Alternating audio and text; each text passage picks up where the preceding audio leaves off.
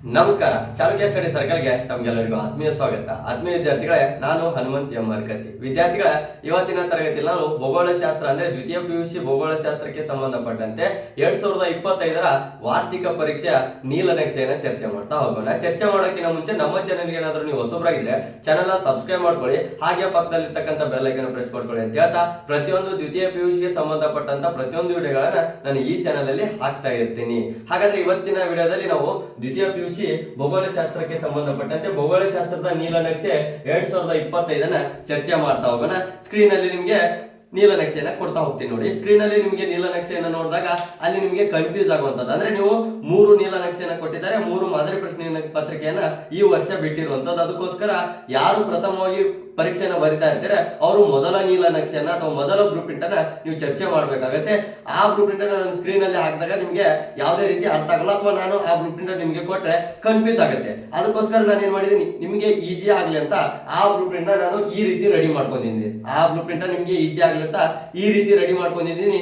ಈ blue print ನೀವು correct ಆಗಿ ನೋಟ್ಬುಕ್ ಅಲ್ಲಿ ನೋಟ್ಸ್ ಅಲ್ಲಿ ನೋಟ್ ಮಾಡ್ಕೊಂಡ್ರೆ, ಅಂದ್ರೆ ಒಂದ್ ಕಡೆ ನೋಟ್ ಮಾಡ್ಕೊಂಡು ಇಟ್ಕೊಂಡ್ರೆ ಬರ್ಕೊಂಡ್ರೆ ನಿಮ್ಗೆ ಓದೋದಕ್ಕೆ ಈಸಿ ಆಗುತ್ತೆ. ಅಂದ್ರೆ ನಮ್ಗೆ ಏನ್ ಬೇಕು, ಬ್ಲೂ ಪ್ರಿಂಟ್ ಯಾಕೆ ಬೇಕು, ಯಾವ ಅಧ್ಯಾಯಕ್ಕೆ ಎಷ್ಟು ಅಂಕ ಕೇಳ್ತಾರೆ ಮತ್ತು ನಾವು ಅದನ್ನ ಯಾವ ರೀತಿ ಓದ್ಬೇಕು, ಎಷ್ಟೆಷ್ಟು ಅಂಕ ಕೇಳ್ತಾರೆ ಅಂತ, ಎಷ್ಟು ಅಂಕ ಕೇಳ್ತಾರೆ ಒಂದಾದ್ರೆ ಎಷ್ಟೆಷ್ಟು ಅಂಕ ಕೇಳ್ತಾರೆ ಅನ್ನೋದು ಇನ್ನೊಂದಾಗಿರುತ್ತೆ. ಅದಕ್ಕೋಸ್ಕರ ನಾನು ಕಂಪ್ಲೀಟ್ ಆಗಿ ಇಲ್ಲಿ ಹೇಳ್ತಾ ಹೋಗ್ತೀನಿ ನೋಡಿ. ಮೊದಲ ಬಾರಿಗೆ ಭೂಗೋಳಶಾಸ್ತ್ರದ ನೀಲನಕ್ಷೆ 2025ರಲ್ಲಿ ನಾವು ನೋಡ್ತಾ ಹೋದ್ರೆ ಟೋಟಲ್ ಆಗಿ ನಿಮ್ಗೆ 13 ಅಧ್ಯಾಯಗಳು ಇರುವಂತದ್ದು. ಟೋಟಲ್ ಆಗಿ 13 ಅಧ್ಯಾಯಗಳು ಸಿಗ್ತವೆ. ಈ 13 ಅಧ್ಯಾಯಗಳಲ್ಲಿ ಟೋಟಲ್ ಆಗಿ ಅಂಕಗಳನ್ನ ಬರಿತಾ ಹೋಗಿದ್ದೀನಿ. ಅದಾದ್ಮೇಲೆ 1 ಅಂಕದ ಎಷ್ಟು ಕೇಳಿದ್ರೆ, 2 ಅಂಕ ಎಷ್ಟು ಕೇಳಿದ್ರೆ, 5 ಅಂಕ ಮತ್ತು 10 ಅಂಕಗಳ ಪ್ರಶ್ನೆಗಳನ್ನ ಎಷ್ಟು ಕೇಳ್ತಾ ಬಂದಿದ್ದಾರೆ ಅಂತ ನಾನು ಬರಿತಾ ಹೋಗ್ತೀನಿ. ನೀವು ಕೂಡ ಅದೇ ರೀತಿ ನೋಟ್ ಮಾಡ್ಕೊಂತ ಹೋಗಿ, ಆಯ್ತಾ. ನೋಡಿ, ಮೊದಲನೇ ಅಧ್ಯಾಯದಲ್ಲಿ ಟೋಟಲ್ ಆಗಿ ನಮಗೆ 5 ಅಂಕದ ಪ್ರಶ್ನೆಗಳನ್ನ ಕೇಳ್ತಾರೆ. ಟೋಟಲ್ ಆಗಿ 5 ಅಂಕದ ಪ್ರಶ್ನೆಗಳನ್ನ ಕೇಳ್ತಾ ಹೋಗ್ತಾರೆ. ಯಾವ ರೀತಿ ಅಂದ್ರೆ 1 ಅಂಕದ 3 ಕೇಳ್ತಾರೆ, 2 ಅಂಕದ 1 ಕೇಳ್ತಾರೆ. ಟೋಟಲ್ ಆಗಿ 5 ಅಂಕ ಆಯ್ತು. 1 ಅಂಕದ 3, 2 ಅಂಕದ 1 ಕೇಳಿದ್ರೆ 5 ಅಂಕದ ಪ್ರಶ್ನೆಗಳನ್ನ 1ನೇ ಅಧ್ಯಾಯದಲ್ಲಿ ಬರುವಂತದ್ದು. 2ನೇ ಅಧ್ಯಾಯದಲ್ಲಿ 9 ಅಂಕಗಳು ಬರುವಂತದ್ದು. 2ನೇ ಅಧ್ಯಾಯದಲ್ಲಿ 9 ಅಂಕ.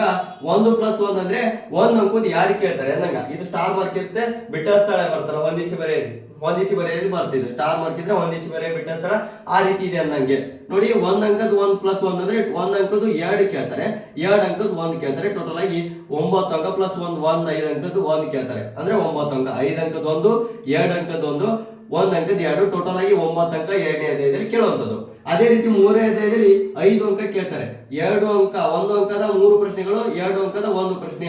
2+1 ಅಂದ್ರೆ ಅದೇ 1 ಅಂಕದ 3 ಪ್ರಶ್ನೆಗಳು, 2 ಅಂಕದ 1 ಪ್ರಶ್ನೆ. ಟೋಟಲ್ ಆಗಿ 5 ಅಂಕ 3ನೇ ಅಧ್ಯಾಯದಲ್ಲಿ ಕೇಳುವಂತದ್ದು. ಅದೇ ರೀತಿ 4ನೇ ಅಧ್ಯಾಯ ಬರುತ್ತೆ. 4ನೇ ಅಧ್ಯಾಯದಲ್ಲಿ 6 ಅಂಕ ಕೇಳ್ತಾರೆ. ಈ 6 ಅಂಕಗಳಲ್ಲಿ 1 ಅಂಕದ 1 ಪ್ರಶ್ನೆ, 5 ಅಂಕದ 1 ಪ್ರಶ್ನೆ ಕೇಳುವಂತದ್ದು. 5 ಅಂಕದ 1 ಪ್ರಶ್ನೆ, 1 ಅಂಕದ 1 ಪ್ರಶ್ನೆ ಈ 4ನೇ ಅಧ್ಯಾಯದಲ್ಲಿ. ಅದೇ ರೀತಿ 5ನೇ ಅಧ್ಯಾಯದಲ್ಲಿ ನೋಡ್ತಾ ಹೋದ್ರೆ 3 ಅಂಕದ ಪ್ರಶ್ನೆಗಳು ಬರುವಂತದ್ದು. 1 ಅಂಕದ 1, 2 ಅಂಕದ 1 ಈಜಿ ಇರುತ್ತೆ. 1 ಅಂಕದ 1, 2 ಅಂಕದ 1 5ನೇ ಅಧ್ಯಾಯದಲ್ಲಿ ಬರುತ್ತೆ. 6ನೇ ಅಧ್ಯಾಯದಲ್ಲಿ 12 ಅಂಕ ಟೋಟಲ್ ಆಗಿ ಕೇಳ್ತಾರೆ. 6ನೇ ಅಧ್ಯಾಯದಲ್ಲಿ 12 ಅಂಕ ಕೇಳ್ತಾರೆ. 12 ಅಂಕಗಳಲ್ಲಿ 2 ಅಂಕದ 1, 5 ಅಂಕದ 2, 2 ಅಂಕದ 1, 5 ಅಂಕದ 2, ಟೋಟಲ್ ಆಗಿ 12 ಅಂಕ ಕೇಳ್ತಾರೆ. ಅದಾದ್ಮೇಲೆ 7ನೇ ಅಧ್ಯಾಯದಲ್ಲಿ 9 ಅಂಕ. 7ನೇ ಅಧ್ಯಾಯದಲ್ಲಿ 9 ಅಂಕ ಅಂದ್ರೆ 2 ಅಂಕದ 1, 1 ಅಂಕದ 1, 1 ಅಂಕದ 2, 2 ಅಂಕದ 1 ಮತ್ತು 5 ಅಂಕದ 1, 5 ಅಂಕದ 1, 2 ಅಂಕದ 1 ಮತ್ತು 1 ಅಂಕದ 2, ಟೋಟಲ್ ಆಗಿ 9 ಅಂಕಗಳನ್ನ 7ನೇ ಅಧ್ಯಾಯದಲ್ಲಿ ಕೇಳುವಂತದ್ದು. ಅದಾದ ನಂತರ ನಿಮ್ಗೆ 8ನೇ ಅಧ್ಯಾಯ ಬರುತ್ತೆ. 8ನೇ ಅಧ್ಯಾಯದಲ್ಲಿ ಟೋಟಲ್ ಆಗಿ 12 ಅಂಕ ಕೇಳ್ತಾರೆ. 12 ಅಂಕಗಳಲ್ಲಿ ನಿಮ್ಗೆ 1 ಅಂಕದ 2 ಪ್ರಶ್ನೆ, 2 ಅಂಕದ ಪ್ರಶ್ನೆ ಇರೋದಿಲ್ಲ. 5 ಅಂಕದ 2 ಪ್ರಶ್ನೆ ಕೇಳುವಂತದ್ದು. 5 ಅಂಕದ 2 ಪ್ರಶ್ನೆ ಕೇಳುವಂತದ್ದು. ಜಾಸ್ತಿ ಜಾಗ್ರಫಿಯಲ್ಲಿ 5 ಅಂಕದ ಪ್ರಶ್ನೆಗಳಿರ್ತವೆ, ಹೌದಾ. ಅದಕ್ಕೋಸ್ಕರ ಎಲ್ಲ ಅಧ್ಯಾಯದಲ್ಲಿ 5 ಅಂಕದ ಪ್ರಶ್ನೆಗಳು ಜಾಸ್ತಿ ಬರ್ತಾ ಹೋಗ್ತವೆ. ಅದಾದ ನಂತರ ಟೋಟಲ್ 12 ಆಯ್ತು. 8ನೇ ಅಧ್ಯಾಯದಲ್ಲಿ ಟೋಟಲ್ ಆಗಿ 12 ಅಂಕ ಕೇಳ್ತಾರೆ. 9ನೇ ಅಧ್ಯಾಯ ನೋಡ್ತಾ ಹೋದ್ರೆ ಟೋಟಲ್ ಆಗಿ 13 ಅಂಕ ಕೇಳ್ತಾರೆ. 9ನೇ ಅಧ್ಯಾಯದಲ್ಲಿ ಟೋಟಲ್ ಆಗಿ 13 ಅಂಕ ಕೇಳ್ತಾರೆ. ನಿಮ್ಗೆ 1 ಅಂಕದ 1 ಪ್ರಶ್ನೆ, 2 ಅಂಕದ 1 ಪ್ರಶ್ನೆ, 10 ಅಂಕ, 5 ಅಂಕದ 2 ಪ್ರಶ್ನೆ, 5 ಅಂಕದ 2 ಪ್ರಶ್ನೆ ಟೋಟಲ್ ಆಗಿ 9. 9ನೇ ಅಧ್ಯಾಯದಲ್ಲಿ 13 ಅಂಕ ತೆಗಿಬಹುದು. ಅದಾಯ್ತಾ. 10ನೇ ಅಧ್ಯಾಯನ ನಾವು ನೋಡ್ತಾ ಹೋಗಿ. 10ನೇ ಅಧ್ಯಾಯದಲ್ಲಿ ನಿಮ್ಗೆ 12 ಅಂಕ ಕೇಳ್ತಾರೆ. 10ನೇ ಅಧ್ಯಾಯದಲ್ಲಿ 12 ಅಂಕ ಕೇಳ್ತಾರೆ. 1 ಅಂಕದ 2 ಪ್ರಶ್ನೆಗಳನ್ನು ಕೇಳ್ತಾರೆ. 2 ಅಂಕದ ಇರೋದಿಲ್ಲ. 5 ಅಂಕದ 2 ಪ್ರಶ್ನೆ, 5 ಅಂಕದ 2 ಪ್ರಶ್ನೆ ಕೇಳುವಂತದ್ದು. ಅದಾದ್ಮೇಲೆ 11ನೇ ಅಧ್ಯಾಯದಲ್ಲಿ ಟೋಟಲ್ ಆಗಿ 9 ಅಂಕ ಕೇಳ್ತಾರೆ. 1 ಅಂಕದ 2 ಪ್ರಶ್ನೆ, 2 ಅಂಕದ 1 ಪ್ರಶ್ನೆ, 5 ಅಂಕದ 1 ಪ್ರಶ್ನೆ. ಅದಾದ್ಮೇಲೆ 12ನೇ ಅಧ್ಯಾಯದಲ್ಲಿ 6 ಅಂಕದ ಅಂಕಗಳನ್ನ ಕೇಳುವಂತದ್ದು. 1 ಅಂಕದ ಒಂದು ಪ್ರಶ್ನೆ, 5 ಅಂಕದ ಒಂದು ಪ್ರಶ್ನೆ, ಟೋಟಲ್ ಆಗಿ 6 ಅಂಕ ಇರುತ್ತೆ. 5 ಅಂಕದ ಒಂದು, 1 ಅಂಕದ ಒಂದು. 13ನೇ ಅಧ್ಯಾಯದಲ್ಲಿ ನಿಮ್ಗೆ 20 ಅಂಕ ಕೇಳ್ತಾರೆ. 13ನೇ ಅಧ್ಯಾಯದಲ್ಲಿ 20 ಅಂಕ ಅಂದ್ರೆ 5 ಅಂಕದ 2, 10 ಅಂಕದ ಒಂದು ಕೇಳ್ತಾರೆ. 10 ಅಂಕದ ಇರೋದೇ 2 ಕ್ವಶನ್ ಇರ್ತವೆ, ಅದ್ರಲ್ಲಿ ನೀವು ಒಂದು ಬರೀಬೇಕು. ಅದನ್ನ ನಿಮ್ಗೆ 13ನೇ ಅಧ್ಯಾಯದಲ್ಲಿ ಕೇಳ್ತಾರೆ, ಜೊತೆಗೆ 5 ಅಂಕದನ್ನ 2 ಕೇಳ್ತಾರೆ. ಟೋಟಲ್ ಆಗಿ 20 ಅಂಕ ಈ 13ನೇ ಅಧ್ಯಾಯದಲ್ಲಿ ಕೇಳ್ತಾರೆ. ಈ ರೀತಿ ನೀವೇನಾದ್ರು ಬ್ಲೂ ಪ್ರಿಂಟ್ ಓದಿದ್ರೆ 80ಕ್ಕೆ 80 ಅಂಕ ಮಾಡ್ಬೋದು. ಯಾವ ರೀತಿ ಮಾಡ್ಬೋದು ಅಂದ್ರೆ ಕರೆಕ್ಟ್ ಆಗಿ ಯಾವ್ಯಾವ ಅಧ್ಯಾಯಕ್ಕೆ ಎಷ್ಟು ಅಂಕ ಕೇಳ್ತಾರೆ ಅನ್ನೋದು ನಿಮ್ಗೆ ಗೊತ್ತಿದ್ರೆ ಈಸಿಯಾಗಿ ಸ್ಕೋರ್ ಮಾಡ್ಬೋದು. ನಂದು ಕೂಡ 2019ರಲ್ಲಿ ದ್ವಿತೀಯ PUC ಇರ್ಬೇಕಾದ್ರೆ 100ಕ್ಕೆ 100 ಅಂದ್ರೆ ನಮ್ಗೆ ಅವಾಗ 100 ಮಾರ್ಕ್ಸ್ ಇರ್ತಿತ್ತು. 100ಕ್ಕೆ 100 ಅಂಕ. ನಂದು ಒಬ್ಬನೇ 100ಕ್ಕೆ 100 ಆಗಿಲ್ಲ. ಜಾಗ್ರಫಿಯಲ್ಲಿ ನಮ್ಮ ಬ್ಯಾಚ್ ಅಲ್ಲಿ ಅಥವಾ ನಮ್ಮ ಕಾಲೇಜಲ್ಲಿ ನಮ್ಮ ಬ್ಯಾಚ್ ಅಲ್ಲಿ 10 ಜನದ್ದು ಜಾಗ್ರಫಿಯಲ್ಲಿ 100ಕ್ಕೆ 100 ಆಗಿದೆ.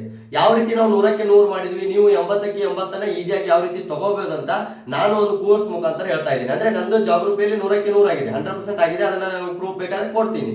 ನಿಮ್ದೇನಾದ್ರೂ 80ಕ್ಕೆ 80 ಇವಾಗ ಆಗ್ಬೇಕಂದ್ರೆ ನೀವೇನ್ ಮಾಡ್ಬೇಕು, ಬ್ರಹ್ಮಾಸ್ತ್ರ ಅಂತಕ್ಕಂಥ ಒಂದು ಕೋರ್ಸ್ ರೆಡಿ ಮಾಡ್ತಾ ಇದ್ದೀನಿ. ಬ್ರಹ್ಮಾಸ್ತ್ರ 0.1 ಅಂತಕ್ಕಂಥದ್ದು.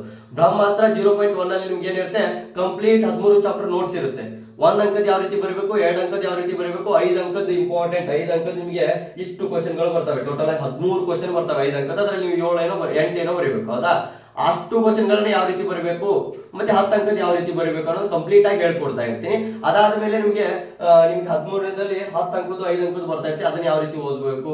ಮತ್ತೆ ಜಾಗ್ರಫಿಯಲ್ಲಿ ಯಾವುದೇ ಕಾರಣಕ್ಕೂ ಅಂಕಗಳ ಕಡಿತ ಆಗೋದಿಲ್ಲ. ಜಾಗ್ರಫಿಯಲ್ಲಿ ನೀವು ಸಿಸ್ಟಮೆಟಿಕ್ ಆಗಿ ಕರೆಕ್ಟ್ ಆಗಿ ಬಂದ್ರೆ ಯಾವುದೇ ರೀತಿ ಅಂಕಗಳನ್ನ ಕಡಿಯೋಗಿಲ್ಲ. ಅದಕ್ಕೋಸ್ಕರ ನಮ್ಗೆ 100ಕ್ಕೆ 100 ನಂದಾಗಿದೆ. ನಿಮ್ದು 80ಕ್ಕೆ 80 ಕಂಪಲ್ಸರಿ ಆಗಿ ಆಗುತ್ತೆ. ಅದಾದ್ಮೇಲೆ ಈ ಸಲ ಏನ್ ಮಾಡಿದ್ರೆ ಹಾರ್ಟ್ ಮತ್ತೆ ಸ್ಕಿಲ್ಗೆ ಸಂಬಂಧಪಟ್ಟಂತ ಕ್ವಶನ್ ಗಳನ್ನ ಕೇಳ್ತಾ ಇದ್ದೀನಿ. ಅಂದ್ರೆ ಸ್ಪರ್ಧಾತ್ಮಕ ಪರೀಕ್ಷೆಗೆ ಯಾವ ರೀತಿ ಕ್ವಶನ್ ಗಳು ಇರ್ತವೆ ಆ ರೀತಿ ಕ್ವಶನ್ ಗಳನ್ನ ನಿಮ್ಗೆ ಈಗಿನಿಂದನೇ ಕೇಳ್ತಾ ಇದ್ದೀನಿ. ಅವನ್ನ ಯಾವ ರೀತಿ ಬಿಡಿಸ್ಬೇಕು ಅನ್ನೋದನ್ನ ಕಂಪ್ಲೀಟ್ ಆಗಿ ಹೇಳ್ಕೊಡ್ತೀನಿ, ಹೌದಾ? ಈ ರೀತಿ ನಿಮ್ಗೆ ಏನಾದ್ರೂ ಯೂಸ್ ಆಗ್ಬೇಕು ಅಥವಾ ಈ ಕೋರ್ಸ್ ಏನಾದ್ರೂ ನೀವು ಜಾಯಿನ್ ಆಗ್ಬೇಕಂದ್ರೆ ಕಂಪ್ಲೀಟ್ ಆಗಿ ನಾನು ಓದ್ಕೊಂತೀನಿ ಅನ್ನೋದು ಪರವಾಗಿಲ್ಲ, ಜಾಯಿನ್ ಆಗ್ಬೇಕು ಅಂತ ಏನಿಲ್ಲ.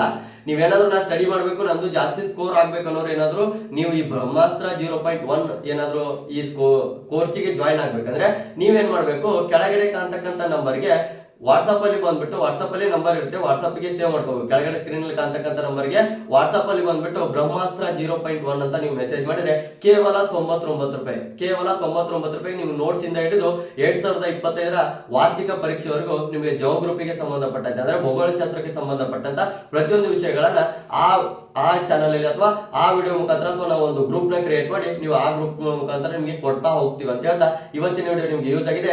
ಈ ಪ್ರಕಾರ ನೀವು ಸ್ಟಡಿ ಮಾಡಿ. ಜಾಗ್ರಫಿಯಲ್ಲಿ ಫಸ್ಟ್ ಟೈಮ್ ಯಾರು ಎಕ್ಸಾಮ್ ಬರೀತಾ ಇರ್ತಾರೆ 2025 ಪ್ರಥಮ ವಾರ್ಷಿಕ ಪರೀಕ್ಷೆಗೆ ಈ ಗ್ರೂಪ್ ನೀವು ಸ್ಟಡಿ ಮಾಡಿದ್ರೆ ನಿಮಗೆ ಔಟ್ ಆಫ್ ಅಂಕಗಳನ್ನ ಗಳಿಸೋದಕ್ಕೆ ಸಾಧ್ಯ ಆಗುತ್ತೆ ಅಂತ ಹೇಳ್ತಾ ಇವತ್ತಿನ ವಿಡಿಯೋ ಯೂಸ್ ಆಗಿದೆ ಅನ್ಕೊಂತೀನಿ. ಮತ್ತೊಂದು ವಿಡಿಯೋದಲ್ಲಿ ಸಿಗೋಣ. ಧನ್ಯವಾದಗಳು.